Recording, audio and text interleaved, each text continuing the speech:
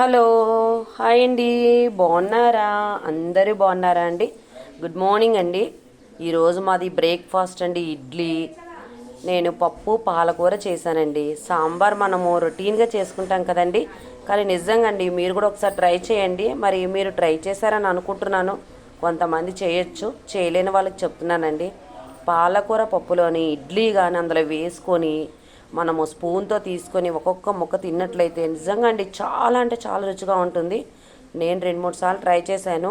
అందుకే ఈసారి మీకు వీడియో ప్రకారం పెడుతున్నానండి. వీడియోలో చూసి మీరు కూడా ఒకవేళ తెలియని వాళ్ళు చేసుకొని ఇట్లా తింటారు అనే ఆలోచనతో పెట్టాను.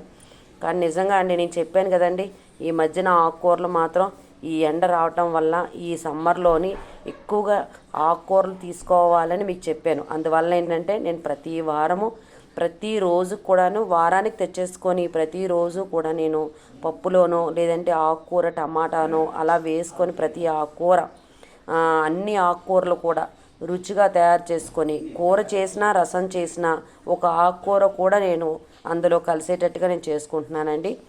అలాగే ఈరోజు బ్రేక్ఫాస్ట్లోని మనం రొటీన్గా ఎన్నో రకాల చట్నీలు చేస్తుంటాం, సాంబార్ కూడా చేసుకుంటాం. కానీ నేనేంటంటే పప్పులోని పాలకూర వేసి చేశానండి.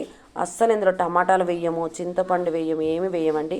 పప్పు పాలకూర అంతే. కారము, ఉప్పు, మిరపకాయలు, కరివేపాకు ఇవన్నీ వేసి చక్కగా పప్పు తాలింపు వేసుకున్నట్లయితే ఎంత రుచి అంటే చాలా చాలా రుచి అండి.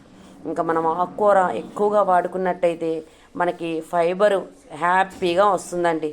మనకు కావాల్సింది కూడా ఫైబరే.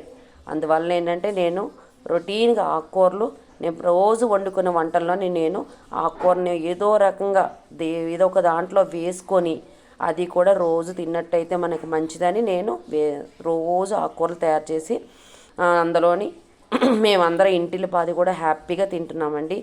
మరి సమ్మర్లో మనం కొన్ని జాగ్రత్తలు తీసుకున్నట్టయితే మనకి ఎటువంటి ప్రాబ్లమ్స్ అనేవి రావు.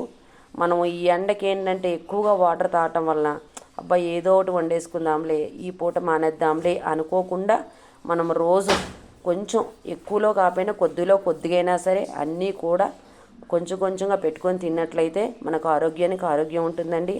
దాంట్లో మంచి విటమిన్స్ వస్తాయండి.